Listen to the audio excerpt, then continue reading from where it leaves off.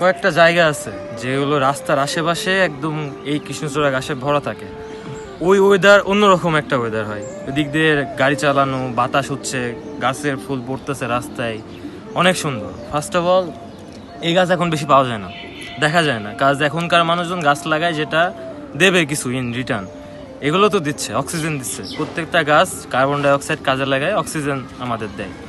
So যত গাছ হবে তত ভালো। আর এখনকার যুগে জায়গা কম, মানুষজন মেলা বেশি বাংলাদেশে, সো জায়গার অভাব হচ্ছে, জন্য গাছ অনেক কাটা হচ্ছে। এটাতে সব দিক দিয়ে খারাপ প্রভাব পড়ছে আমাদের। যেমন এই কুষ্টিয়ার কথা বলি, কুষ্টিয়ার আবহাওয়া আগে যেরকম ছিল এখন অনেক খারাপ হয়ে গেছে। যেমন অক্সিজেন লেভেল, বায়ু, আমরা তো নিঃশ্বাস নিতেছি, আমরা তো অক্সিজেন নিচ্ছি, অক্সিজেন যদি না নিই, মানে নাই থাকে, নিবটা কি? সো আমি বলবো ওভারঅল কৃষ্ণচূড়া অবভিয়াসলি সুন্দর একটা গাছ, বাট ওভারঅল সব গাছ লাগানো আমি বলবো যে সুন্দর একটা গাছ, অবভিয়াসলি এটা সবাই জানে।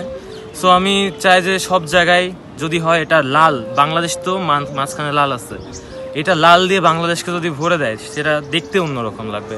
আমাদের আশেপাশের জায়গাটা জাস্ট একবার চেক দেন, এরকম সৌন্দর্য কয় জায়গায় পাবা? টানা সপ্তমবারের মতো বেস্ট টিস্যু পেপার ব্র্যান্ড হিসেবে স্বীকৃতি পেয়েছে বসুন্ধরা টিস্যু। আসলে কৃষ্ণচূড়া গাছগুলো অনেক সুন্দর, কিন্তু বাংলাদেশের এখন যেরকম প্রকৃতি, এই ধরেন মানুষজন হলো গাছই কাটে বেশি। আসলে ধরেন এইসব হলো সুন্দর একটা গাছ, হ্যাঁ, প্রকৃতির সাথে মানায়। আর অন্যান্য সময় যে দেখতে পারেন এই জায়গায় কত সুন্দর লাগছে, কিন্তু এই মানুষজন এখন এলে গাছ কাটে বেশি।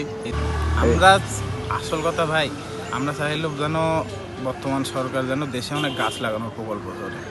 কারণ এখন পরিবেশের যা অবস্থা ভাই, আপনারাও তো দেখেন যে গরম কীরকম বাংলাদেশে। পরিবেশের অবস্থা আস্তে আস্তে অবনতির দিক যাচ্ছে।